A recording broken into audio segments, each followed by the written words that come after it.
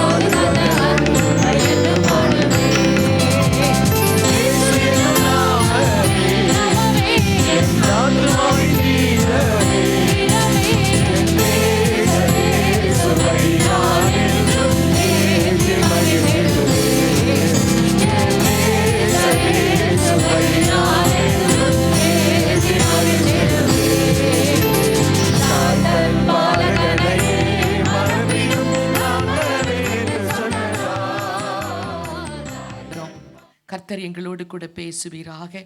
உமது நாமம் மட்டும் இந்த இடத்தில் உயர்த்தப்படட்டும். இயேசுவின் நாமத்தில் ஜெபம் கேளும் எங்கள் நல்ல பிதாவே. இன்றைக்கும் அன்பான தெய்வ ஜனமே, உங்கள் நடுவில் நான் பேசும்படியாக தெரிந்து கொள்ளப்பட்ட ஒரு தலைப்பு, நிறைவேற்ற வேண்டிய கடமைகள். அன்பான தெய்வ ஜனமே, தேவனுடைய பிள்ளைகளாய் இருக்கிற நாம் தேவனுடைய படைப்பாய் இருக்கிறோம். தேவன்தான் நம்மளை சிருஷ்டித்திருக்கிறார். அவர்தான் தன்னுடைய கரத்தினால் நம்மளை வணைந்து தன்னுடைய மன விருப்பப்படி ஒவ்வொருவரையும் இந்த உலகத்திலே அவர் நேர்த்தியாய் மாற்றி நம்மளை வாழ வைத்து கொண்டிருக்கிறார். என் ஆண்டவராகிய தெய்வம் இருதயத்திலே நம்மை உருவாக்கும் போதே ஒரு ஏக்கத்தோடு ஒரு எதிர்பார்ப்போடு இந்த மகன் என்னோடு கூட இவ்வளவு நேசமாயிருப்பான், என்னுடைய மகள் தன் ஜீவன் நாளெல்லாம் எனக்காக எதை வேண்டுமானாலும் செய்ய தயங்க மாட்டாள் என்று ஒவ்வொருத்தரை குறித்தும் ஒவ்வொருவருடைய எதிர்பார்ப்போடு தான் தன் கரத்தினால் ஒரு மனிதனை வணைகிறார். எல்லாரும் ஒரே மாதிரி இல்லை. ஒவ்வொருத்தரை உருவாக்கும் போதும் அவருடைய தாட்ஸ் ரொம்ப வித்தியாசமாக இருக்கிறது. ஆகவே இன்றைக்கு நான் உங்கள் மத்தியிலே பேசும்படியாக விரும்புகிற காரியம், நாம் நிறைவேற்ற வேண்டிய கடமைகள் பல உள்ளன. நம்ம நினைக்கிறோம், எனக்கு வயதாகி விட்டது, 40 வயதாயிற்று, 50 வயதாயிற்று, ஓரளவுக்கு என் ஃபேமிலியை நான் செட் பண்ணிட்டேன், குழந்தைகளை வளர்த்துட்டேன், ஒவ்வொரு காரியமாய் பராமரித்து கொண்டு வருகிறேன், என் கடமைகளை ஒழுங்காக செய்து கொண்டு வருகிறேன் என்று சொல்லி ஒருவேளை நம்ம வேணா திருப்திப்படலாம். ஆனால் தேவாதி தேவனுக்கு நாம் கணக்கு கொடுக்க வேண்டியவர்கள். நமக்கு கொடுத்த ஒவ்வொரு காரியத்திலும் அவர் கணக்கு கேட்பார். ஒருவேளை இந்த கிங் ஆஃப் க்ளோரி சபையில் நீங்கள் அங்கத்தினராக வந்திருக்கிறீங்களா? இந்த சபையில் எத்தனையோ வருஷமாக இருந்து கொண்டு இருக்கிறீங்களா? அவருக்கு நல்லா தெரியும் இந்த சபை கிறிஸ்துவின் சரீரமாகிய இந்த சபையில் நீங்கள் எந்த அளவு பிரயோஜனப்பட்டு இருக்கிறீங்கன்னு தெரியும். எந்த அளவு கர்த்தருக்காக நிற்கிறீங்கன்னு தெரியும். அவர் ஒவ்வொன்றையும் கணக்கு வைப்பார். பாருங்க, இப்போ நம்முடைய சரீரத்தில் நிறைய உறுப்புகள் இருக்குது. திடீரென்று இந்த கை இயங்கவில்லை என்றால் என்ன செய்வோம்? ஏன் இந்த கை செயல்பட மாட்டுக்கு? ஏன் வேலை செய்ய மாட்டுக்கு? ஏன் இதில் என்ன ஆயிடுச்சு? இவ்வளோ நாள் வேலை செஞ்சிச்சு, ஏன் வேலை செய்யலை? நமக்கே வருத்தம் வந்துடும் இல்லையா? மனசுக்கு வருத்தம் வந்துடும். கால் நடக்க முடியல அப்படின்னா உடனே ஏன் இந்த கால் நடக்க முடியாமல் ஆயிடுச்சு? உடனே நமக்கு மனசில் வருத்தம் வந்துடும் இல்லையா? கவலை வந்துடும். நம்மளுடைய சரீரத்தில் ஒரு உறுப்பு சரியா வேலை செய்யலை அப்படின்னு ஒன்னே நம்ம கவலைப்படுறோம்ல. இதே மாதிரி தான் கிறிஸ்துவின் சரீரமாகிய சபையில் அங்கத்தினராய் இருக்கிற நீ உன் கடமையை செய்ய தவறுவாயே ஆனால் என் தேவனுடைய இருதயம் துக்கப்படும். ஒவ்வொருத்தரையும் வந்து பார்க்குறாரு. ஆராதனையில் ஆவியானவர் வல்லமையாக இறங்கி கொண்டிருக்கிறார். ஒவ்வொருத்தருடைய இருதயத்தை பார்க்குறார். சில பேரை குறித்து ரொம்ப திருப்தியாக இருக்கிறாரு. சில பேரை குறித்து உனக்கு எவ்வளவு டேலண்ட்ஸ் இருக்குது, எவ்வளவு காரியத்தை நீ வச்சிருக்கிற, ஆனால் நீ ஒன்றுமே பிரயோஜனப்படலையே அப்படின்னு சொல்லி சில பேரை குறித்து துக்கப்படுறாரு. சில பேர் சும்மா வேஸ்ட்டாக வந்துட்டு போயிட்டு இருப்பாங்க. அவங்கள பார்த்து நீ அங்கத்தினராக இருந்து என்ன பிரயோஜனம்? இதே மாதிரி உன்னை மாதிரி நிறைய பேர் சேர்ந்துட்டா என் சபை என்ன ஆறுது? உன்னுடைய அவயங்கள் எப்படி உன் சரீரத்தில் உனக்கு ஹெல்ப் பண்ணுதோ அதை மாதிரி என் சபையாகிய இந்த கிறிஸ்துவின் சரீரத்துக்கு, சபைக்கு நீ உதவி செய்ய வேண்டாமா என்று சொல்லி தேவன் ஏங்குகிறார். அன்பான தெய்வ சனமே, பாருங்க, இதெல்லாம் பரிசுத்த ஆவியானுடைய ஏக்கம். நான் திங்க் பண்ணி பார்த்தேன். ஒரு மனிதனுடைய கடமை என்ன? அவன் உலக பிரகாரமாக கடமையை முடிச்சுட்டு மறிக்கணும்னு நினைக்கிறானா, இல்லது கர்த்தருக்காக வாழணும்னு நினைக்கிறானா? அப்படி நினைக்கும் போது ஆவியானவர் எனக்குள் ஏவினபடினால் இதை உங்களுக்கு நான் சொல்லுகிறேன். அல்லேலூயா. இதை நீங்கள் கருத்தாய் கவனியுங்கள். கருத்தாய் கேட்டு கர்த்தருக்காக பிரயோஜனப்பட உங்களை ஒப்பு கொடுத்து கொள்ளுங்கள். கர்த்தர் செய்ய வேண்டியதை சரியாய் செய்து முடிப்பார். நம்ம சரியாக கர்த்தர் நிச்சயமாய் எல்லா காரியத்தையும் சரிப்படுத்தி கொடுப்பார். துக்கமாய் இருக்க வேண்டாம், கவலையாய் இருக்க வேண்டாம். ஆவியானவர் நமக்கு உண்டு. அவர் எல்லாவற்றையும் சரிப்படுத்தி கொடுப்பார். முதல் காரியமாக ஏசாயாவின் புத்தகம் 1வது அதிகாரம் 3வது வசனத்தை வாசிக்க கேட்கலாம். அன்பான தெய்வ சனமே, கர்த்தர் சொல்லுகிறார், மாடு, இந்த உலகத்தில் ஒரு மிருகமாகிய மாடு ஒரு வீட்டில் வளர்க்குறாங்கன்னா அந்த மாட்டுக்கு நம்முடைய எஜமான் யார் அப்படின்னு தெரியுமா? அந்த மாடை பராமரிக்கிறவங்க யாரு, அந்த மாடுக்கு ஆகாரம் தண்ணி கொடுக்குறவங்க யாரு அப்படின்னு சொல்லி தெரியுமா? இப்படி தெரியறதுனால அன்று சொல்றார், மிருகத்துக்கு கூட இந்த அறிவு இருக்குது. மிருகத்துக்கு கூட அறிவு இருக்கு. நீங்கள்லாம் உங்கள் வீட்டில் மாடு வளர்த்தீங்களோ இல்லையோ? எங்கள் வீட்டிலலாம் நிறைய மாடு வளர்த்தாங்க. காலமானா காம்பவுண்ட் வால்லேருந்து மாடு அவுத்து வெளியே விடுவாங்க புல் மேய்கிறதுக்கு. நாங்கள் எல்லாம் ஸ்கூலுக்கு போயிட்டு வருவோம். ரோட்டில் வரும்போது எங்களை பார்த்து எங்கள் மாடு கத்தும். ரோட்டில் அது புல் மேய்ஞ்சிட்டு இருக்கோம். அதுக்கு எப்படி தெரியும் தெரியாது. நாங்கள் ரோட்டில் நடந்து வந்துட்டு இருப்போம். ஸ்கூல் முடிஞ்சு கொஞ்ச நேரம் பார்த்தா எங்கள் மாடு பின்னாடி வந்துகிட்டே இருக்கும். எங்கள் கூப்பிட்டுட்டே வரும், மாமான்னு கூப்பிட்டுட்டே வரும். பார்த்தா மற்றவங்கெல்லாம் போனால் ஒன்றுமே கண்டுக்காது. அப்போது வீட்டு வாசல் கிட்ட வந்தோடனே நாங்கள் திறந்தோடனே உள்ளே வந்துடும். எனக்கு இந்த வசனத்தை பார்த்தோன்னே எனக்கு அந்த ஞாபகம் வந்துச்சு. அந்த வீட்டில் நம்முடைய எஜமான் யார், வீட்டில் யார் இருக்கா, யார் நம்மளை பராமரிக்கிறாங்கிறத ஒரு மாடுக்கு கூட அந்த அளவுக்கு ஒரு அறிவு இருக்கிறது. கழுதை தன் ஆண்டவனின் முன்னிலையினை அறியும். அன்பான தெய்வ சனமே, கழுதை இருக்கு பாருங்க, அந்த கழுதைக்கு கூட தெரியுமா ஆண்டவருடைய ஸ்தலம் எது, எந்த இடத்துல அவரை பணிந்து கொள்ளணும் அப்படின்னு சொல்லி. மிருகங்களுக்கு கூட சரியான ஒரு ஞானத்தை வைத்திருக்கிறார். அதிலே எழுதப்பட்டிருக்கிறது, இஸ்ரவேலரோ அறிவில்லாமலும் என் ஜனம் உணர்வில்லாமலும் இருக்கிறதே. கர்த்தருடைய துக்கமே என்னன்னா, தான் ஜனங்களை பார்த்து, தான் மக்களை பார்த்து சொல்றாரு, உலகத்தில் இருக்கிற ஆடு மாடு எல்லாமே நல்லா இருக்குது, சரியா வாழுது. ஆனா என் கரத்தினால் உருவாக்கப்பட்ட என் ஜனங்கள் திடீர்னு பின்மாற்றம் அடைந்து என்னை தேடாம, என் கூட பேசாம, என் கூட பழகாம, என்னை விட்டு தூர போயிருக்கிறாங்களே. இதுதான் எனக்கு ரொம்ப மனசு கஷ்டமா இருக்குது. அவர் சொல்றாரு, எனக்கு இதுதான் ரொம்ப வேதனையா இருக்கு. அவங்களுக்கு தெரியாதா தகப்பன் யாருன்னு தெரியாதா? தகப்பனுடைய கேரக்டர்ஸ் தெரியாதா? தகப்பன் எதுலெல்லாம் கோபப்படுவாருன்னு தெரியாதா? தகப்பனுக்கு எதெல்லாம் பிடிக்கும்னு தெரியாதா? என் பிள்ளைகளுக்கு என்னை பற்றி தெரியாதா? என்னை பற்றி தெரியாதா? நான் யாருன்னு தெரியாதா? நான் எவ்வளவு இவங்களுக்கு தியாகம் பண்ணி எப்படிலாம் மீட்டு கொண்டேன் என்று தெரியாதா? ஏன் இவங்களை என்னை அறிஞ்சு கொள்ளவே இல்லை? சரி, ஒருவேளை தெரியாட்டா இன்னும் கொஞ்சம் என் கூட நல்ல க்ளோஸாக பழகிருக்கலாம் தானே. இப்போ வயசு 40 ஆயிட்ட, 42 ஆயிட்ட, 30 ஆயிட்ட, 35 ஆயிட்ட, யாரும் அதுக்கு கீழே இல்லை. 25க்கு மேலே தான் எல்லாரும் வந்திருப்பீங்கன்னு நினைக்கிறேன். அவர் உங்களை பார்த்தா சொல்கிறாரு, இவ்வளோ வயசு ஆயிட்ட, இன்னுமே என்கிட்ட பழகாம இருக்கிற அளவுக்கு உங்களுக்கு என்ன டிஸ்டர்பன்ஸ், என்ன வேலை, நேரம் இல்லையா? உங்கள் அப்பா கூட பழகிறதுக்கு பேசுறதுக்கு உங்களுக்கு டைம் இல்லையா? அதனால தானே நீங்கள் அப்பா வேண்டான்னு சொல்லிட்டு தூரம் போயிருக்கிறீங்க. நான் சொல்கிறது உங்களுக்கு புரியுதா? என் ஆண்டவர் நினைக்கிறாரு, தான் பிள்ளைகள் தான் கிட்ட ரொம்ப க்ளோஸாக சரியாக பழகணும்னு விரும்புகிறாரு. நீங்கள் நினைக்கிறீங்களா, கர்த்தர் எனக்கு உதவி செய்வாரா, கர்த்தர் எனக்கு இந்த அற்புதத்தை செய்வாரா அப்படின்னு ஏன் ஒரு கொஸ்டின் மார்க்கு? செய்வார், அல்லாட்டா செய்ய மாட்டார். இதை நீங்கள் புரிஞ்சிருக்கணும். உங்களுக்கு நல்லாவே தெரியணும், உங்களோட இன்னர் ஹார்ட்டில் கர்த்தர் கட்டாயம் எனக்கு செய்வாருங்க, எனக்கு செய்யாமல் அவர் யாருக்கு செய்ய போகிறார், நான் விடவும் மாட்டேன்.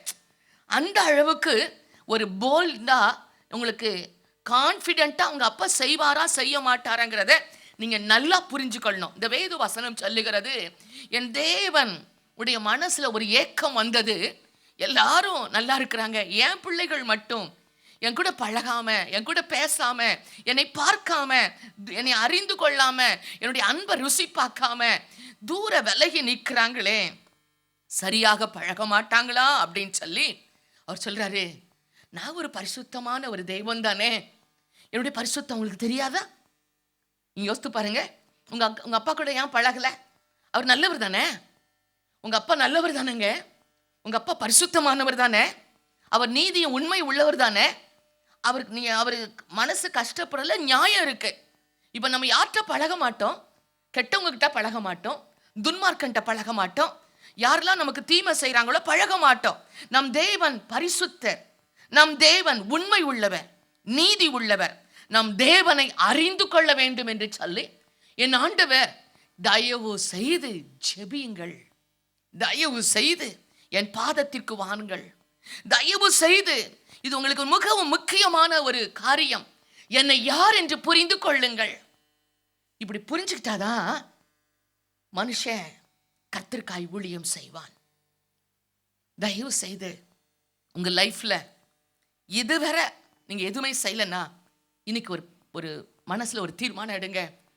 எங்க அப்பா ரொம்ப நல்லவர், எனக்காக மரித்து 3ஆம் நாள் உயிரோடு எழும்பி என்னோடு கூட இருக்கிறார், நான் அவரை புரிஞ்சு கொள்ள போறேன், அவரோட பழக போறேன், அவரோட பேச போறேன்னு சொல்லி உங்களுடைய ஜெபிக்குவதற்கு அர்ப்பணித்து கொள்ளுங்கள்.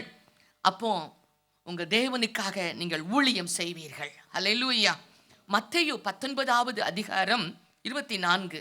மேலும் ஐஸ்வர்யவான் தேவனுடைய ராஜ்யத்தில் பிரவேசிப்பதை பார்க்கிலும் ஒட்டகமானது ஊசியின் காதிலே நுழைவது எளிதாயிருக்கும் என்று உங்களுக்கு சொல்கிறேன் என்றார். ஐஸ்வர்யவான் தேவனுடைய ராஜ்யத்தில் பிரவேசிப்பதை பார்க்கிலும் ஒட்டகமானது ஊசியின் காதில் நுழைவது எளிதாயிருக்கும் என்று உங்களுக்கு சொல்லுகிறேன் என்றார். பாருங்க, ஆண்டவர் பார்க்கிறாரு, இந்த உலகத்துல நிறைய டிஃப்ரெண்ட் டைப்ஸ் ஆஃப் பீப்புள் வாழ்ந்துட்டு இருக்கிறாங்க. சில பேர் நல்ல வசதியா, பணக்காரங்களா, செல்வந்தர்களா வாழ்றாங்க. அவங்களுக்கு போய் காரியங்களை சொல்ல யாராலும் முடியல. அதோட கொஞ்சம் மிடில் கிளாஸ் ஃபேமிலி இருக்கிறாங்க, ஏழைகள் இருக்கிறாங்க, கர்த்தரை தேடுகிற பிள்ளைகள் இருக்கிறாங்க. அன்று எல்லாரையும் பார்த்துட்டு சொல்றாரு, இந்த உலகத்துல நான் சொல்றேன் பாருங்க, ஐஸ்வர்யவான் தேவனுடைய ராஜ்யத்துக்குள்ள பிரவேசிப்பது ரொம்ப ரொம்ப கஷ்டம். ஆனா அதை விட ரொம்ப ஈஸியான ஒரு மேட்டர் உங்களுக்கு சொல்றேன். ஒட்டகம் ஊசியின் காதுகளுக்கு நுழைவது எளிதாக இருக்குமா? அப்படின்னா என்னன்னா, ஊசியின் காது உங்களுக்கு தெரியும், இவ்வளோ சின்ன அந்த நூல் போகிற அளவுக்கு தான் இருக்கு. அதுக்குள்ளே கூட ஒட்டகம் நுழைஞ்சிரும் அப்படிங்கிறார். அதுக்குள்ளே கூட ஒட்டகம் நுழைஞ்சிரும். அந்த ஒட்டகம் கூட மனசு மாறிடும். அது கூட கூட நுழையிறதுக்கு அது ட்ரை பண்ணும். அந்த சின்ன துவாரத்தின் வழியா போய் பரலோக ராஜ்யத்துக்கு போயிடலாம் அப்படின்னு சொல்லி தன்னை அர்ப்பணிக்கும். நான் ஒட்டகம், நான் பெரிய ஆளு, என் மேலே 4 பேர் நான் சுமந்துட்டு போகிறேன், நான் ரொம்ப ஹைட்டாக இருக்கிறேன், எப்படி இந்த ஊசிக்குள்ள நுழையும் அப்படின்ட்டு அது நினைக்காது. அது முழங்கால் படிக்கிடும். நான் பரலோக ராஜ்யத்துக்கு போய் ஆகணும், நான் பரலோகத்தில் தேவனை சந்தித்தே ஆகணும் அப்படின்னு சொல்லி ஒட்டகம் கூட ஊசியின் காதுகளுக்கு நுழைந்துருமா. ஆனால் பணம் பணம் பணம் பணம், சொத்து, பொருள், ஐஸ்வர்யம் சொல்லி இருக்கிறான் பாருங்க, அவன் ஒரு நாளும் பரலோக ராஜ்யத்துக்குள் வருவது மிகவும் கடினம். பாருங்க, கர்த்தர் கிளியரா சொல்றாரு, மீட்பு கர்த்தருடையது. ஒரு மனுஷன் கர்த்தருக்கு சொந்தமாகிறது கர்த்தர் வைத்தது. அப்போ என்ன அர்த்தம்னா, எருசலேமிலே ஒரு அலங்கம் இருந்தது. அந்த எருசலேமிலே அந்த அலங்கத்திற்கு 12 வாசல்கள் இருந்தது. அந்த 12 வாசல்களும் காலையில் 6 மணிக்கு திறந்துடும். 6 மணிக்கு திறந்த உடனே அந்த வாசல் வழியா அந்த எருசலேமுக்குள்ள நுழைகிறவங்க எல்லாம் அந்த வாசல் வழியா நுழைஞ்சு, வியாபாரிகளானாலும் சரி, வயலுக்கு வேலை செய்ய போறவங்களானாலும் சரி, பட்டணத்துக்கு போறவங்களானாலும் சரி, வெளியே போறவங்கனாலும் அந்த 12 வாசல் வழியா அந்த எருசலேமுக்குள்ள வர்றதும் போறதுமாய் கடந்து போயிடுவாங்க. ஆனால் காலையில் எப்படி 6 மணிக்கு அந்த வாசல் தொடங்குதோ அதே மாதிரி சாயங்காலம் 6 மணிக்கு அந்த வாசல்கள் மூடப்பட்டு விடும். யார் எங்க போனாலும் 6 மணிக்கு முன்னாடி அவங்க எல்லாரும் அந்த வாசல் வழியா உள்ள வந்தே ஆகணும். அப்படி வரல அப்படின்னா, கொஞ்சம் லேட் ஆயிட்டு அப்படின்னா, அந்த 12 வாசல்ல ஒரே ஒரு வாசல் மட்டும் திறந்திருக்கும். அந்த ஒரு வாசல் மட்டும் ரொம்ப ஹைட்டாலாம் இருக்காது, ரொம்ப குனிஞ்சி சின்ன ஒரு வாசலாக தான் இருக்கும்.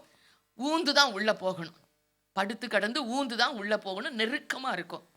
அப்போ அந்த சின்ன வாசல் வழியாக எருசலேமுக்கு பிரவேசிக்க வேண்டுமானால் இந்த ஒட்டகம் என்ன செய்யுமா, தேவன் மேல அன்பா இருக்கிறவங்க, எருசலேம் இல்லாம முடியாது, நமக்கு தேவன் இல்லாம முடியாது, தேவன் அண்ட ஜெபிக்காம இருக்க முடியாது, தேவன் பேசாம செய்ய முடியாது, கர்த்தர் சொல்லாம காரியத்தை செய்ய முடியாது, நான் கர்த்தருடைய பிள்ளை, நான் வாழ்ந்த அவருக்கு தான் வாழ்வேன், நான் எப்படி ஆனாலும் நான் பரலோகத்துக்கு போய் ஆகணும், நான் அதுக்காக தான் இந்த ஜீவனோடு இருக்கிறேன், இந்த சத்தியத்தை அறிஞ்சு கொள்றது அதுக்காக தான், நான் ஒவ்வொரு நாளும் முழங்கால் படிக்கிட்டு என்னை பரிசுத்தமாக்கும், என்னை உண்மையா இருக்க வையும், நான் உங்களுடைய பிள்ளை அப்படின்னு சொல்லி ஏங்குறது அதற்காக தான். ஒருவேளை இந்த எருசலேமின் வாசல் மூடப்பட்டு இந்த ஒரே ஒரு குறுகிய வாசல் திறந்திருந்தாலும் இதில் முழங்கால் படியிட்டு நான் தவழ்ந்து எப்படியாவதும் என் பரலோக ராஜ்யத்தை நான் சுதந்திரிப்பேன் என்று சொல்கிறவர்கள் தான் தேவனுக்கு பிரியமானவர்கள். அன்று சொல்றார், உன் ஜெபம் அப்படிதான் இருக்கணும். நீ ஜெபிக்கிறியா, முழங்கால் படியிறியா, அது குறுகிய வாசல் தான், பிரவேசிக்க முடியலையா, ஒட்டகம் கூட முழங்கால் படியிடுமா. அதனாலதான் ஒட்டகத்தை கூட அந்த ஊசியின் காதுகளில் நுழைஞ்சிரும், ஐஸ்வர்யவான் வரமாட்டான் அப்படின்னு ஆண்டு சொல்றது அதுக்கு தான். அப்படின்னா என்ன அர்த்தம், ஜபிக்கிறவர்கள் மட்டுமே பரலோக ராஜ்யத்துக்கு போவார்கள். உன் லைஃப்ல ப்ரேயரை ரொம்ப மென்ஷன் பண்ணு, அதுக்கு ஃபர்ஸ்ட் ப்ரிஃபரன்ஸ் கொடு. எது இருந்துச்சோ இல்லையோ வேத வாசிப்பு ஜெபத்தை ஃபர்ஸ்ட் ப்ரிஃபரன்ஸ் கொடு. அது மற்றவங்களுக்கு உனக்கும் ஆண்டுக்கு தான் தெரியும். நீ வேணா வெளியே சொல்லிக்கலாம், நான் ஜெப வீரன், நான் ஜெபிக்கிறவா, அப்படி இப்படி அர்ப்பணிச்சிருக்கேன். ஜெபிச்சியா? நிற்கு ஜெபிச்சியா? உன் மனசாட்சி சொல்லும், குத்தும். எங்க ஜெபிச்ச? காலமெல்லாம் ஓடி போயிட்டு இப்போ சாயங்காலம் வந்து உட்காந்துருக்க, எங்க பைபிளை தொட்ட? இப்போதானே பைபிளை தொட்டிருக்க. ஜப வீரன் தானே, நீ அர்ப்பணிச்சவன் தானே, நீ எப்படி பரலோக ராஜ்யத்துக்குள்ள நுழைய போற? அன்பான தெய்வ ஜனமே, இந்த உலகத்துல நான் சொல்றேன், ஜெபிக்கிறதுல ஃபர்ஸ்ட் ப்ரிஃபரன்ஸ் கொடுங்க. என் தேவனால் கூடாதது ஒன்றுமே இல்லை. காலம் சென்ற, இப்ப அருமையாய் காலம் சென்ற சுந்தரம் என்கிற ஒரு பாஸ்டர் இருந்தார் பாருங்க. அவர் ஊழியத்துக்கு தான் ஆலயத்துல ஊழியம் செய்யறதுக்கு பையங்களை தேர்ந்தெடுப்பாராம். அவர் பிரசங்கத்தை கேட்டு அர்ப்பணிச்சவங்க எல்லாம், நான் ஆண்டருக்காக வாழணும், ஆண்டருக்காக ஊழியம் செய்யணும், இந்த உலக வேண்டாம், வேண்டாம், நான் கர்த்தருக்காக ஊழியம் செய்யணும் அப்படின்னு சொல்லிட்டு அவர்கிட்ட கியூல நிற்பாங்களாம்.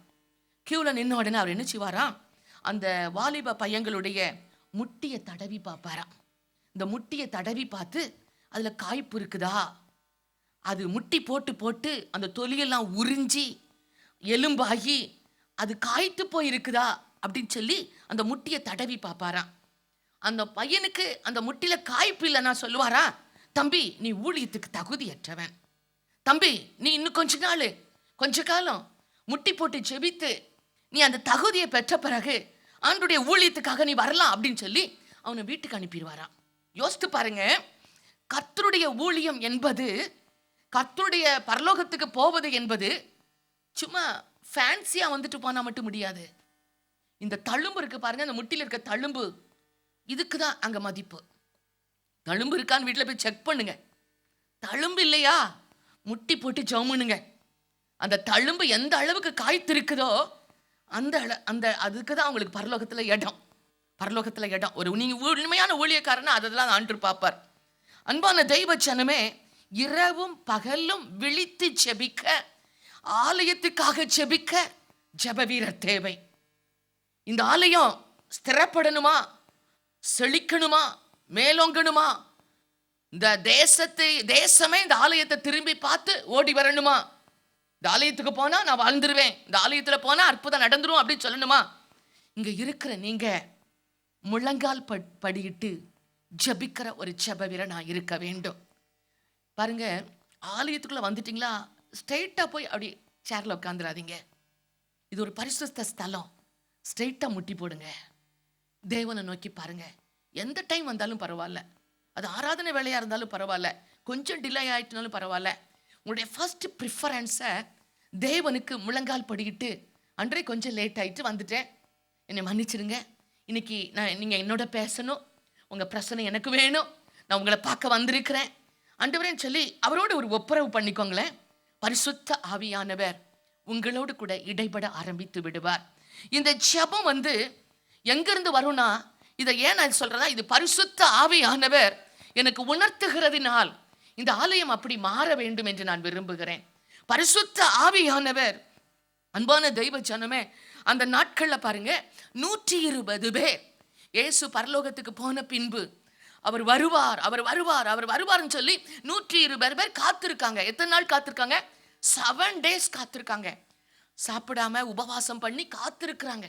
காத்திருந்து அந்த அபிஷேக ஆவியை, பரிசுத்த ஆவியானவர் ஊற்றும் போது அவங்களுக்குள்ள இருந்த பயமெல்லாம் தெளிஞ்சு போயிட்டு, கவலெல்லாம் ஓடிட்டு, பலமுள்ள ஆவி இறங்கிச்சு, வல்லமையா மாறினாங்க.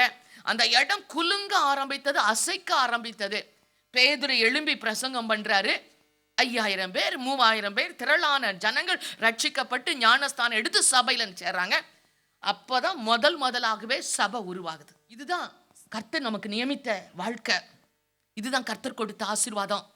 அவருக்காக செய்ய முடிகிற காரியம் இது ஒண்ணுதான். வேற எதுவுமே நீங்க சேராது. நீங்க என்ன செஞ்சாலும் அது அவருக்கு பிரயோஜனம் இல்லை. நீங்க மட்டும் ஜெபிக்கிற ஒரு ஆளா இருந்து பாருங்க, உங்க மூலமாய் நிறைய பேர் ரட்சிக்கப்படுவாங்க. இந்த சபையில நீங்க போற இடம்லாம் மக்கள் ரட்சிக்கப்படுவாங்க, சபையோடு சேர்ந்து கொள்ளுவாங்க. அப்போஸ்தலர் 4வது அதிகாரம் 31வது வசனத்தை வாசிக்க கேட்கலாம். அவர்கள் ஜெபம் பண்ணின போது அவர்கள் கூடியிருந்த இடம் அசைந்தது.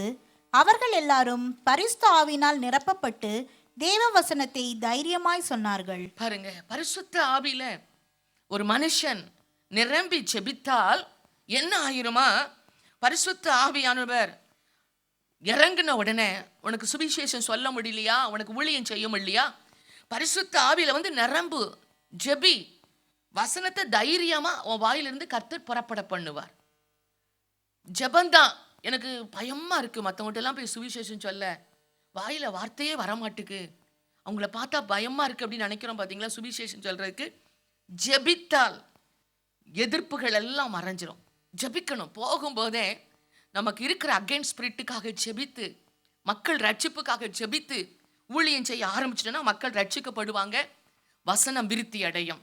இதுதான் ஜெபத்துக்கு ஆண்டு கொடுக்கிற கிருபை. இரண்டாவதாக உபவாசம் எடுங்கள். பாருங்க, நீங்க செய்ய வேண்டிய கடமையில முதல் ஒன்று ஜெபம், இரண்டாவது உபவாசம் எடுங்கள். உபவாசம் என்றால் தேவனோடு வாசம் பண்ணுவது. உபவாசம் என்றால் தேவனோடு வாசம் பண்ணுவது. நீங்க உபவாசம் எடுக்கும்போது தேவனோடு வாசம் பண்றீங்களா? என்னைக்கு உபவாசம் எடுத்தாலும் நீங்க ஃபர்ஸ்ட் ஸ்டெப், நான் தேவனோடு இன்னைக்கு வாசம் பண்ண போறேன், தேவனோடு கூட இருக்க போறேன், தேவனை பார்க்க போறேன், தேவனோடு கூட பேச போகிறேன், என் மனசு கவலையெல்லாம் அவர்கிட்ட சொல்ல போகிறேன்.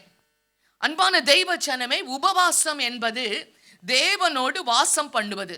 சில பேர் நினைச்சுக்கிறாங்க, ஐயோ 2 நேரம் சாப்பிடாம கிடக்கணும், எப்படிதான் தாங்க போறோமோ தெரியல, எப்படிதான் டைம் ஆகுதோ தெரியல, இன்னும் கொஞ்ச நேரத்தில் டீ குடிச்சிடலாமா, இன்னும் கொஞ்ச நேரத்தில் மைலோ குடிச்சிடலாமா அப்படின்னு சொல்லி மனசுக்குள்ள அந்த டைமை பார்த்துட்டு இங்கே வயிறு பசி உங்களுக்கு கிள்ளிட்டு இருக்கும். அப்போ என்ன அர்த்தம் அப்படின்னா, நீங்கள் ஆண்டவரை நினைக்கவே இல்லை. உபவாசம் அப்படின்னாலே நீங்கள் உடனே நினைக்க வேண்டிய ஆள் மேலே இருக்கிறார். தேவனை தான் நீங்கள் நினைக்கணும். உங்களுக்கும் மனுஷனுக்கும் உலகத்தில் இருக்கிற காரியங்களுக்கும் சம்பந்தமே இருக்காது. ஆண்டு சொல்றாரு, எல்லாவற்றையும் ஒதுக்கிவிடு. உன்னுடைய கடமையில ஒண்ணு இது, மாசத்துல ஒரு தடவை பர்சனலா உபவாசம் போடு. அப்போ எல்லாவற்றையும் ஒதுக்கி விடு. சாப்பாட்டை ஒதுக்கிரு, மனுஷங்களை ஒதுக்கிரு, உலக காரியங்களை மறந்துரு, எல்லாவற்றையும் ஓரங்கட்டிரு. நீ செய்ய வேண்டியது முழங்கால் படியிடுவது, அவ்வளவுதான். சாப்பிடாம இருந்து முழங்கால் படியிடணும். பாருங்க, தானியேலுக்கு ஒரு பனிஷ்மெண்ட் கொடுக்கப்பட்டிருந்துச்சு. அவன் கட்டளெல்லாம் மீறினால என்னாச்சு? ஜபித்ததுனால சிங்க கபில போடணும்.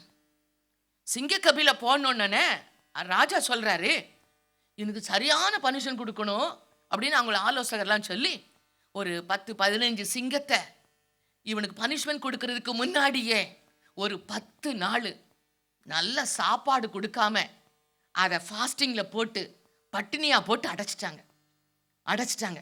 அப்போ என்ன நினைச்சாங்க? தானியேலை தூக்கி மேலே இருந்து கீழே போடும்போது இதெல்லாம் அகோர வெறி கொண்டு எல்லாம் பிச்சு ஒன்றும் இல்லாமல் ஆக்கிறோம் அப்படின்னு சொல்லி ஆல்ரெடி தானியேல் உபவாசம் எடுத்தாரோ எடுக்கலையோ, அவனுக்கு முன்னாடியே சிங்கங்கள் எல்லாம் ஃபாஸ்டிங் எடுக்க ஆரம்பிச்சிச்சு. நான் பட்டினியா இருப்பேன், அந்த தானியேல்ங்கிற தீர்க்கதரிசியை சாப்பிட்றதுக்கு ரெடியா இருப்பேன், நான் வந்த உடனே ரொம்ப ருசியா நான் சாப்பிட போறேன், அதுவரை நான் பட்டினி தான், அதுவரை வேற எந்த ஆகாரமும் வேண்டாம், அவன் மாம்சம் தான் எனக்கு வேணும் அப்படின்னு சொல்லி எல்லா சிங்கங்களும் பட்டினியா இருந்தன, எல்லாம் உபவாசம் இருந்தன. நம்ம ஆண்டு சாதாரணவரா? நீ பட்டினியா தானே இருக்க, நீ அப்படியே இரு. உடனே அவனை தூக்கி உள்ள போடுறதுக்கு முன்னாடி சிங்கத்தின் வாயை தேவ தூதர்களினால் கட்டிவிட்டார். உன் ஃபாஸ்டிங்கை நீ நிப்பாட்டவே கூடாது. என்னுடைய தீர்க்கதரிசி உள்ள தூக்கி போட்ட பரவும் வாய் திறக்கவே கூடாது அப்படின்னு சொல்லி என் தேவாதி தேவன் ஒரு தீர்க்கதரிசிக்காக சிங்கங்களை ஃபாஸ்டிங் எடுக்க வைத்து கடைசியில் ராத்திரி பூரா அவன் மடியில் படுத்து தூங்குற மாதிரி, அவன் கூட அன்பாய் பழகிற மாதிரி சிங்கங்களை முற்றிலுமாய் மாற்றிவிட்டார். அன்பான தெய்வ ஜனமே, பட்டினி போடப்பட்டது தொடர்ந்து உபவாசம் எடுக்க ஆரம்பித்தது. பாருங்க, இந்த உலகத்துல சிங்கமே தானியேலை பாதுகாக்கிறதுக்கு உபவாசம் எடுக்குன்னா அதை அவனை சேதப்படுத்தக்கூடாது அப்படின்னு சொல்லி, அவனை கடிச்சிடக்கூடாது, கொதறிடக்கூடாதுன்னு சொல்லி தான் தேவ தூதர்களை முதலாவதாக அனுப்பி கர்த்தருடைய காரியங்களை அவர் செய்கிறார்னா என் தேவன் எவ்வளவு நல்லவர். நான் சொல்றேன், உபவாசம் எடுங்க, தேவனை மட்டும் விசுவாசிங்க, உங்களுக்கு நடக்காததெல்லாம் நடந்துடும். நான் சொல்றேன், இயேசுவின் நாமத்தில் சொல்றேன். நீங்க உபவாசம் எடுக்க பயப்படுறீங்க, வயிறு பசிக்கும், மெலிஞ்சிருவேன், கேஸ்ட்ரிக் வந்துடும், அப்படி வந்துடும், இப்படி வந்துடும் உட்கார்ந்துட்டு இருக்கிறீங்க. திருமணத்துக்கு முன்பாக உபவாசம் எடு. ஒரு குடும்பத்திலே அற்புதம் நடப்பதுக்கு உபவாசம் எடு. உன் பிள்ளைகளுக்கு ஒரு காரியத்தை செய்யறதுக்கு முன்னால் உபவாசம் எடு. ஒரு காரியத்தை, ஒரு வேலை, புது வேலைக்கு போறதுக்கு முன்னால் உபவாசம் எடு. பரிசுத்த ஆவியான துணையோடு உபவாசத்தோடு காத்திரு. 4 நாள் உனக்கு பப்ளிக் லீவ் இருக்கா, ஒரு நாள் உபவாசம் எடு. யோசித்து பாருங்க, உபவாசம் எடு. ஏன்னா கர்த்தரை விசுவாசிங்க, அவர் மெய்யான தெய்வம். நீ உபவாசம் எடுக்கும் போது அவர் மிகவும் நல்லவராய் உனக்குள்ள இருக்கிற என் பிள்ளை எப்படி தியாகம் பண்ணியிருக்கிறா, எப்படி இறங்கி இருக்கிறா, அவளுக்காக நான் எதையும் செய்ய மாட்டேனா, பரிசுத்த ஆவியானவர் இறங்கி வந்து விடுவார். நீங்க மட்டும் ஆண்டவருக்காக காரியத்தை செய்து பாருங்க, உங்க நோயெல்லாம் ஓடி போயிடும், உங்க பலவீனெல்லாம் ஓடி போயிடும், தடெல்லாம் நீங்கிரும், எல்லாவற்றையும் கர்த்தர் குணமாக்குவார். பிரச்சனைக்கு பரிகாரமே இயேசுதான். என்னை பொறுத்தவரையில அந்த இயேசு கிறிஸ்துவை பலமா பிடிச்சிட்டோம் அப்படின்னா, உபவாசத்தோடு காத்திருந்தோம்னா கர்த்தர் மகிமைப்பட்டு விடுவார். பிரசங்கி 11வது அதிகாரம் 1-2 வசனங்களை வாசிக்க கேட்கலாம். உன் ஆகாரத்தை தண்ணீர்கள் மேல் போடு, அநேக நாட்களுக்கு பின்பு அதன் பலனை காண்பாய். 7 பேருக்கும் 8 பேருக்கும் பங்கிட்டு கொடு, பூமியின் மேல் என்ன ஆபத்து நேரிடுமோ உனக்கு தெரியாது.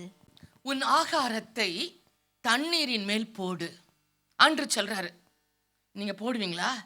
நிச்சயமா போட மாட்டீங்க, எனக்கு தெரியும், போட மாட்டீங்க. அநேக நாட்களுக்கு பின் அதன் பலனை காண்பாய். 7 பேருக்கும் 8 பேருக்கும் பங்கிட்டு கொடு. இதனுடைய அர்த்தம் என்ன தெரியுமா? நீ சொல்றல்ல, நான் எவ்வளவோ சம்பாதிக்கிறேன், எவ்வளவோ கையில பணம் வருது, ஒண்ணுமே யூஸ் பண்ண மாதிரியே இல்லை, எங்க போச்சுனே தெரியல. இன்கிரிமெண்ட் வந்துச்சுங்க, ஆனா இன்கிரிமெண்ட் வந்தோன்னா நல்லா இருந்துடலாம் நினைச்சேன், ஆனா அதோட தரித்திரியமா தான் இருக்கு.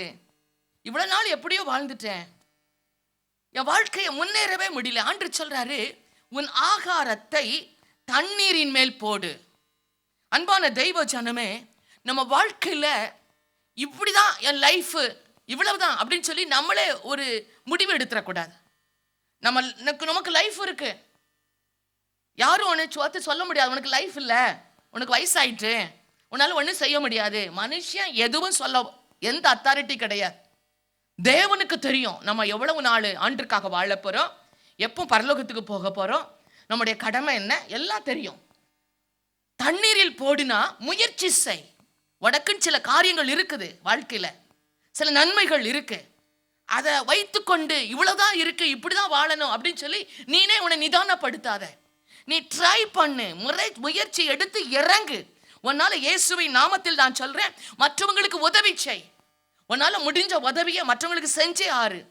உன்னால புது பிளான் போடு.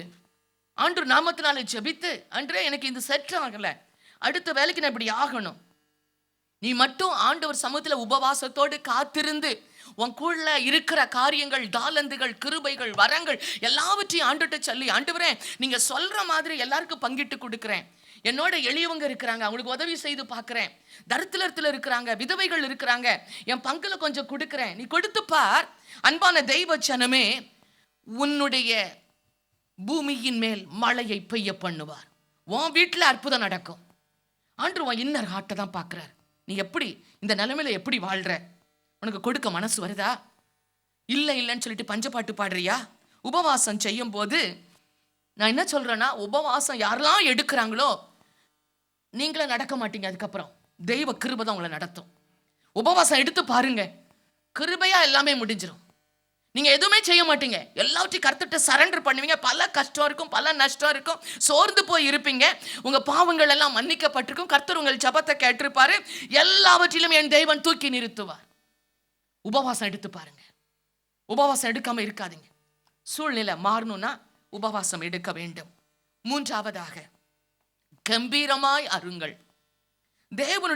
தேவனால் அனுப்பப்பட்டவங்க தேவனுடைய காரியமாக தான் அனுப்பப்பட்டிருக்கிறாங்க. நல்லா புரிஞ்சுக்கோங்க. தேவனுடைய பிள்ளைகள் பாருங்க, தேவனுடைய காரியமாக தான் அனுப்பப்படுவாங்க. ஆண்டு சொல்றாரு, கம்பீரமா நீங்க அறுக்கணும் அப்படின்னு நான் விரும்புறேன். ஜெபிச்சிருக்க, உபவாசம் பண்ணிருக்க, நீ சும்மா வேஸ்டா போகக்கூடாது.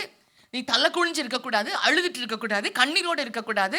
நீ அறுக்கும் போது சந்தோஷமா உன்னுடைய பலனை பார்த்து களி கூர்ந்து மகிழ்ச்சியோட வெளியே வரணும். இதுதான் கர்த்தருடைய விருப்பம். ஆகவே ஆண்டவர் ஒரு வசனத்தை வாசிக்கலாம். மத்தேயு 21:1-2-3 வாசிக்கலாம். ஆண்டவர் சொல்றாரு, ஜெபிக்கிற உபவாசம் பண்ணுகிற தன் பிள்ளைகளை பார்த்து, நீங்க தான் எனக்கு வேணும். ஜெபிக்கிறீங்களா? என் கூட பேசுறீங்களா? என்னை நல்லா புரிஞ்சிட்டீங்களா? உபவாசம் பண்ணி அற்புதம் எடுக்கணும்னு நினைச்சு களத்துல இறங்கிட்டீங்களா? நீங்க தான் எனக்கு வேணும். நான் உங்களை தேடிதான் நான் வருவேன். அன்பான தெய்வ சனமே, அவர் சொல்றாரு, அந்த ஒலிவ மலைக்கு அருகில் உள்ள அந்த பெத்பெகியு என்ற இடத்துக்கு வந்த உடனே அவர் சொல்றாரு, அங்க ஒரு கழுதை கட்டியிருக்கதை பார்ப்பீங்க. அவங்க கேட்பாங்க, ஏன் அவுக்குங்கன்னு கேட்பாங்க. நீங்க சொல்லுங்க, இது கர்த்தருக்கு வேணும்னு கேட்குறாங்க, அதனால அவுக்குறோன்னு சொன்னோன்னே அவங்க விட்டுருவாங்க, ஒண்ணுமே சொல்ல மாட்டாங்க. அப்போ நீங்க பாருங்க, நீங்க தானே நினைக்கிறீங்க, நான் ஆலயத்துக்கு வரக்கு நிறைய தடை இருக்கு, என் ஹஸ்பண்டுக்கு பிடிக்கல, நான் மட்டும் தான் வீட்டில் ரட்சிக்கப்பட்டிருக்கிறேன், என்னைய வீட்டிலேருந்து விட மாட்டுக்காங்க, வாரத்தில் ஒரு நாள் வர்றதே ரொம்ப கஷ்டமா இருக்கு. இந்த வசனத்தை ஆதாரம் பண்ணுங்கள். அன்பான தெய்வ சனமே, நீ கர்த்தருக்கு தேவை அப்படின்னா, நீ கர்த்தருடைய பிள்ளை அப்படின்னா, உன் மேல இந்த உலகம் அத்தாரிட்டி எடுக்காது. இந்த உலகம் உன்னை பைண்ட் பண்ணாது. நீ போகக்கூடாது, நீ கர்த்தரோட இருக்கக்கூடாது. இந்த கழுத குட்டியை பார்த்து ஆண்டவர் என்ன சொல்றாருன்னா, அது ஆண்டவருக்கு தேவைன்னு சொல்லுங்க, அவங்க ஒண்ணுமே சொல்லாம உங்களுக்கு அவிழ்த்து கொடுத்துருவாங்க அப்படிங்கிறாங்க. அதே மாதிரி அந்த கழுத வந்த உடனே ஊருக்கு வெளியே எருசலேம் வர அந்த கழுதை குட்டியின் மேல் சாந்தமான என் தேவாதி தேவன் அதில் ஏறி அமருகிறார். இவ்வளவு நாளும் அந்த கழுதை பொதி சுமந்தது தான். கல்லுக்குள்ளேயும் மண்ணுக்குள்ளேயும் குளிர்குள்ளேயும் எங்கெங்கயோ நடந்துச்சு, காட்டுக்குள்ளெல்லாம். ஆனா இப்போ இவர் ஏறின உடனே, அவர் ஏறி இயேசு அமர்ந்த உடனே அந்த கழுதைக்கு ரோடு முழுவதும், வழி முழுவதும் கம்பளம் விரிச்சாங்களாம். இந்த கழுதை இனிமேல் தரையில நடக்கக்கூடாது. அது மட்டுமல்ல, நிறைய மரக்கிளைகளையும் இலைகளையும் தலைகளையும் தோரணங்களையும் கட்டி ஆர்ப்பாட்டத்தோடு அவங்கள வரவேற்றாங்களாம். அன்பான தேவ ஜனமே, இதை ஏன் சொல்றேன் தெரியுமா? ஒரு மனுஷன் ஜெபித்துட்டு, ஒரு மனுஷன் உபவாசம் எடுத்து கர்த்தர் கரத்துல தன்னை கொடுத்த உடனே ஆண்டவர் சொல்லுவாரு, இந்த பிள்ளை தான் எனக்கு வேணும், என்னை நேசிக்கிற, என்னை தேடி வந்திருக்கிற, என்னோடு பழகுகிற இந்த ஜனம்தான் எனக்கு வேணும். இவ்வளவு நாள் பட்ட கஷ்டம் இனிமே இவ படக்கூடாது. உபவாசம் பண்ணியிருக்கிற, கர்த்தரோடு இணைந்திருக்கிற, கால ஜெபிக்கிற என் ஆண்டவர் சொல்லுவாரு, இனிமே இவ பழைய மாதிரி வாழக்கூடாது, பழைய நிலைமையில இவ வைக்கவே கூடாது. உன் வாழ்க்கையில் இருக்கிற எல்லா தடைகள், எல்லா சாபங்கள், எல்லா தரித்திரியங்கள், எல்லா அவமானங்கள் எல்லாம் எப்படி அகலுதோ தெரியல. இந்த 2 காரியம் செஞ்ச உடனே 3வது காரியத்துல என் ஆண்டவராகிய தெய்வம் நீ கம்பீரமாய் மாறும்படியாய் உன்னுடைய வாழ்க்கையில அற்புதத்தை செய்ய ஆரம்பித்து விடுவார். இந்த சாதாரண கழுதை கம்பளத்து மேல நடக்குது, இலைகள் தோரணங்கள் மேல நடக்குது, ஆர்ப்பாரத்தோடு வளருது. ஒரு மனுஷன் தேவனுக்காக நான் வாழ்றேன், தேவனுக்காக நான் ஊழியம் செய்றேன், நான் அதற்கு முன் வாரேன், அதற்கு என்னை ஒப்பு கொடுக்கிறேன் அப்படின்னு சொல்லி உங்க இருதயத்துல டிசைட் பண்ணி உங்களை ஆண்டவருக்காக ஒப்பு கொடுத்து பாருங்க. நான் சொல்றேன், தேவன் உங்களை ஆசீர்வதித்தே தீருவார். அதுக்கு மேல வேற வழியே கிடையாது. தேவன் கனம் பண்ணுவார். இந்த உலகத்துல இன்டீரியரா போற கடைசி ஃபைனல் பாயிண்ட் இதுதான். நீ ஆசீர்வாதமா மாறுறதுக்கு எவ்வளவுதான் ஜெபிப்போம், என்ன காரியத்துக்காக ஜெபிப்போம், கர்த்தருடைய மன விருப்பத்தை செய்யறதா நம்மளுடைய நோக்கமா மாறின உடனே கர்த்தர் நம்மளை பிளஸ் பண்ணிடுவார். ரோமர் 10வது அதிகாரம் 14-15வது வசனத்தை வாசிக்க கேட்கலாம். அன்பான தெய்வ ஜனமே, இன்றைக்கு நான் சொல்றேன் பாருங்களேன், பரிசுத்த ஆவியானவரை இந்த உலகத்துல சின்ன பிள்ளையில இருந்து பெரியவங்க வர அவர்கிட்ட போறதுக்கு நம்ம முழு வில்லிங்னஸோட ஆலயத்துக்குள்ள வந்துடணும். நீங்க அவரை விசுவாசித்திரணும், அவரை தொழுது கொள்றதுக்கு உங்களை அப்படியே அர்ப்பணிச்சிடணும். பாருங்க, நீங்க அப்படி செஞ்சிட்டீங்க அப்படின்னு அவரை குறித்து இப்போ நீங்க இப்படி ஆயிட்டீங்கன்னா, நான் யோசித்து பார்க்குறேன், ஏன் சிறு பிள்ளைகளை என்கிட்ட வாங்கன்னா அவருக்கு தெரியும், சிறு பிராயத்தில் இருந்தே தெய்வ பக்தி, தேவன் மீது அன்பு ஒவ்வொன்றையா கொடுத்து வளர்த்துட்டோன்னா, நீங்க அவங்களுக்கு சொல்லி கொடுக்குறீங்களோ இல்லையோ, அவங்க ஒரு வாலிப வயது ஆகும்போது அவங்க ஆட்டோமேட்டிக்கா ஆண்டவர் பக்கம் வந்துருவாங்க. யோசித்து பாருங்க, ஆண்டவர் சிறு பிராயத்திலேயே தன்னால் உருவாக்கின பிள்ளைகளை தனக்கு பட்சத்தில் வைக்கணும்னு விரும்பி அவங்களை ஆசீர்வதிக்கிறாரு. அப்போ ஆண்டவர் சொல்றாரு, நீ எவ்வளவு பெரிய ஆளா இருக்கிற, நீ எந்த வயசுல என்னை குறித்து கேள்விப்பட்ட, எப்போ உனக்கு மற்ற மக்கள் என்னை பற்றி சொன்னாங்க? நீ எப்போ என்னை விசுவாசித்த?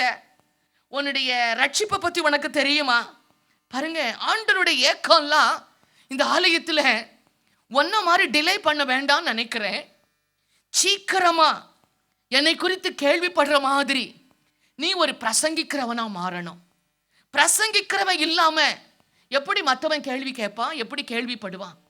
நீங்க தேவ பலன் அடையாம, நீங்க எழும்பி தேவனுக்காக உழைக்காம, ஊழியம் செய்யாம இந்த காலி இடங்கள்லாம் எப்படி நிரம்பும்? யோசித்து பாருங்க. எப்படியாவது வருவாங்க, என்னைக்காவது வருவாங்க, கெஸ்ட் ஸ்பீக்கர் வந்தா வருவாங்க. அது இல்லை.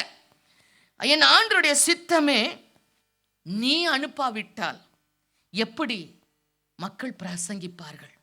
ஆண்டருடைய ஏக்கமே உன் வாயிலிருந்து சமாதானத்தை கூறி நல்ல வார்த்தைகளை சொல்லி சுவிசேஷம் அறிவிக்கக்கூடிய ஒரு மனுஷனா நீ மாறணும்னு சொல்லி தான் ஆண்டவர் விரும்புகிறார்.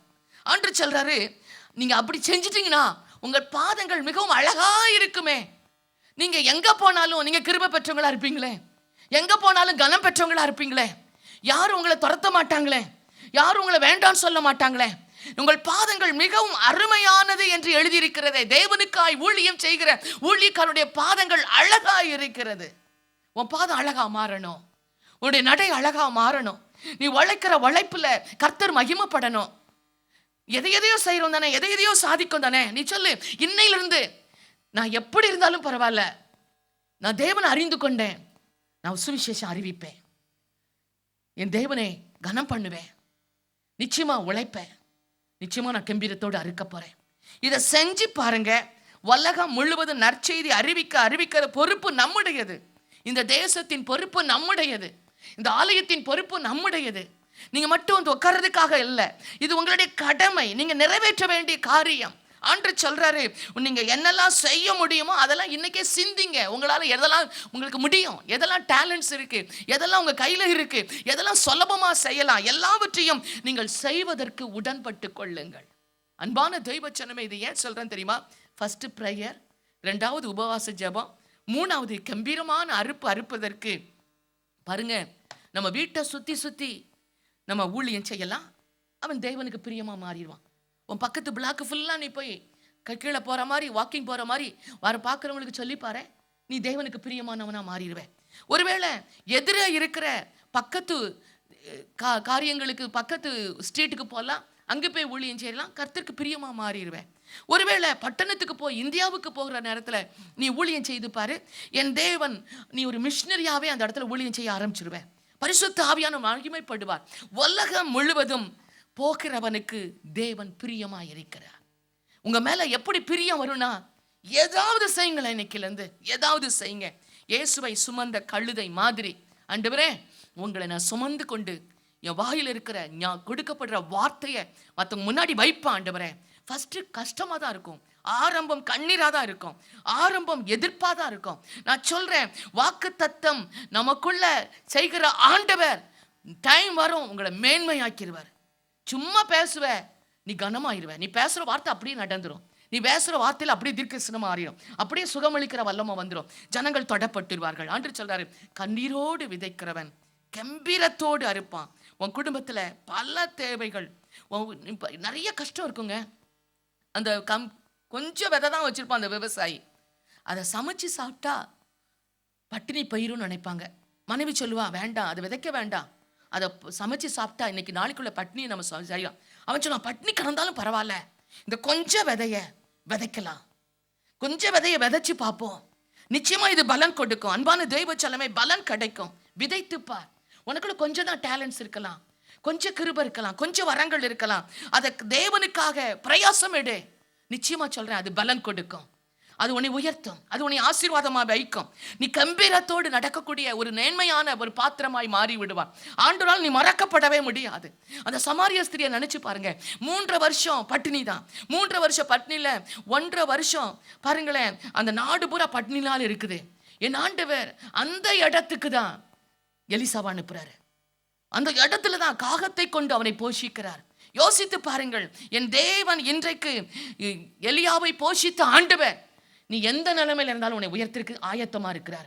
அவர் நினைக்கிறாரு, நீ ஒன்றை இருக்கிறத கம்பீரமா இருக்கிறதுக்கு உனக்குள்ள இருக்கிற காரியங்களை, ஞானத்தை, கிருபைய, வரங்களை, என்னென்ன இருக்கோ தயவு செய்து யூஸ் பண்ணு. அதை மூடி வச்சிடாத. டைம் வந்தா அதுக்கப்புறம் அது டைம் கிடைக்காம போயிடும். டைம் இருக்கும்போது அதை யூஸ் பண்ணு. அன்பான தெய்வ ஜனமே, இன்றைக்கு நம் அனைவரும் பரலோகத்துக்கு ஏற்றவர்களாய் மாறும்படியாய் என் தேவன் சொல்லுகிறார், நீ செய்ய வேண்டிய கடமையில உண்மையாய் மாறிவிடு, உண்மையாய் இருந்துவிடு. அப்படியே நாம் அனைவரும் எழுந்திருக்கலாம். பரிசுத்த ஆவியானவர் உங்களோடு கூட பேசியிருப்பார் என்று நம்புகிறேன். நீ செய்ய வேண்டிய கடமைகளை, எதெல்லாம் தவறணுமோ, எதெல்லாம் செய்யாம விட்டுருக்கிறோமோ, எதெல்லாம் இது போல மறந்து போயிருக்கிறோமோ, அன்பான தெய்வ ஜனமே, நீ மட்டும் ரட்சிக்கப்பட்ட போது நினைக்காத. எல்லாரும் ரட்சிக்கப்படணும். உன் குடும்பம் ரட்சிக்கப்படணும். உன் குடும்பம் தேவனுக்காக மாறணும். உன் குடும்பம் மகிமையா மாறணும். எதிராக இருக்கிற எல்லா காரியங்களுக்கும் மேலாக தேவனுடைய வல்லமை உன்னிலிருந்து புறப்பட்டு வரணும். தேவனுக்கு அர்ப்பணித்துக்கொள்.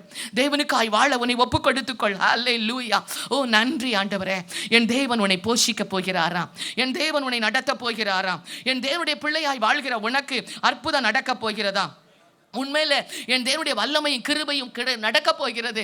ஆண்டவர்ட்ட சொல்லு, ஆண்டவரே, இனி ஆண்டவரே, நான் உங்களோட பழகாம, உங்களோட பேசாம யாரோ ஒருத்தர் மாதிரி நீ வாழ நான் ஒப்பு கொடுக்கல ஆண்டவரே. இன்னையிலிருந்து ஆண்டவரே, என் தகப்பனுடைய அன்பை பெற்றுக்கொள்ள விரும்புகிற ஆண்டவரே, என் தகப்பனோடு உறவாட விரும்புகிற ஆண்டவரே, என் தகப்பனோடு ஆண்டவரே இன்னும் ஆண்டவரே ஐக்கியமாக ஆண்டவரே இன்னுமா என்னை ஒப்பு கொடுத்து உமோடு கூட இணைந்து கொள்ள ஒப்பு கொடுக்கிற ஆண்டவரே. நீங்க ஒருவேளை மிஸ் பண்ணிருக்கலாம். இத்தனை வருஷம் ரட்சிக்கப்பட்டிருப்பீங்க.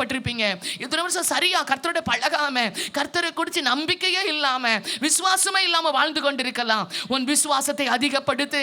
கர்த்தரோடு பழகிப்பார். என் தேவன் அற்புதராய் மாற போகிறார். ஹல்லேலூயா. என் தகப்பனே, என் தகப்பனே, இந்த இடத்துல ராஜா நீ சொல்ல நினைத்த கூறிய சத்தியத்தை இவர்கள் முன்னால் நீ வைத்திருக்கிறீர் ஆண்டவரே. கர்த்தர் இவருடைய ஞானத்தை விருத்தியாக்குவீராக, தெளிந்த புத்தியை கொடுப்பீராக. இன்றைக்கு எடுக்கிற தீர்மானத்தில் நிலைத்து நிற்க இவர்களுக்கு உதவி செய்வீராக. இவர்களுக்கு என்ற கடமையில இவங்க தவறி விடாதபடி ஆண்டவரே, உமது சிருஷ்டிப்பா இருக்கிற இவர்கள் ஆண்டவரே உங்களை சந்தோஷப்படுத்துவதற்கு இன்று முதல் இவர்களுக்கு கிருபையும் தயவும் கட்டளையிடுவீராக. இந்த உலகத்துல வாழ்ந்து கொண்டிருந்தாலும் நாங்க உலகத்துக்கு சொந்தமானவங்க இல்லவே இல்ல ராஜா. நாங்க உங்களுக்கு சொந்தமானவங்க ஆண்டவரே. உங்களை பிரியப்படுத்த நாங்க வாழ்றோம் ஆண்டவரே. உங்களுக்காகவே ஒவ்வொரு நாளும் வாழ்ந்து மகிமைப்பட நாங்க இந்த இடத்துல வந்திருக்கிறோம் ஆண்டவரே. ஹல்லேலூயா. கர்த்தரோடு பேசிப்பார், கர்த்தரோடு உறவாடிப்பார், கர்த்தரோடு தனியா இன்டீரியரா நில்லு. என் தேவன் உன் கரத்தை பிடித்துக் கொள்ளுவார். என் தேவனுடைய கிருபை உன்மேல் இறங்கதான் போகிறது. உன் தாளந்துகள் பயன்படுத்தப்பட போதான் போகிறது. நீ ஊழியக்காரனாய் மாறதான் போகிறார். என் தேவனுடைய சித்தம் உன் வாழ்க்கையில் நிறைவேறுவதற்கு உன்னை அர்ப்பணித்துக் கொள் மகனே. அல்லேலூயா. ஆவியானவரே, இவர்கள் ஒவ்வொருவரையும் உமது கரத்திற்கு ஒப்புக் கொடுக்கிறேன். இன்றையிலிருந்து உமது சித்தம் நிறைவேறுவதாக. என்ன காரியத்திற்காய் இவர்களை இந்த உலகத்தில் உருவாக்கினீரோ அந்த காரியங்கள் ஒவ்வொன்றும் நிறைவேறட்டும் அப்பா. இயேசுவின் வல்லமையான கரத்திற்கு இவர்களை முற்றுமாய் ஒப்பு கொடுக்கிறேன். நீரே மகிமைப்படும். இயேசுவின் நாமத்தில் பிதாவே. தூத்துக்குடி பகுதியில் கிங் ஆஃப் குளோரி ஜெப மையம் ஆரம்பிக்கப்பட்டிருக்கிறது. கிங் ஆஃப் குளோரி ஜெப மையம் திங்கள் முதல் சனிக்கிழமை வரை காலை 9 மணி முதல் மாலை 6 மணி வரை செயல்படுகிறது. உங்களுடைய ஜெப தேவைகளுக்கு நீங்கள் எங்கள் ஜெப மையத்தை அணுக வேண்டிய முகவரி king of glory prayer centre, 4/3A, new salt colony, Tiruchendur road, Thoothukudi 628003. தொடர்பு கொள்ள மொபைல் நம்பர் 8220014177. இந்த ஊழியத்தை நீங்கள் தாங்க விரும்பினால் உங்கள் காணிக்கைகளை கிங் ஆஃப் குளோரி என்ற பெயருக்கு காசோலையாகவோ டிமாண்ட் டிராஃப்டாகவோ அனுப்பலாம். எங்கள் account number Karur Vysya bank 1202135000003195. IFSC code KVBL 0001-202. தயவு செய்து உங்கள் தசம பாகங்களை எங்களுக்கு அனுப்ப வேண்டாம். அது உங்கள் சபைக்குரியது.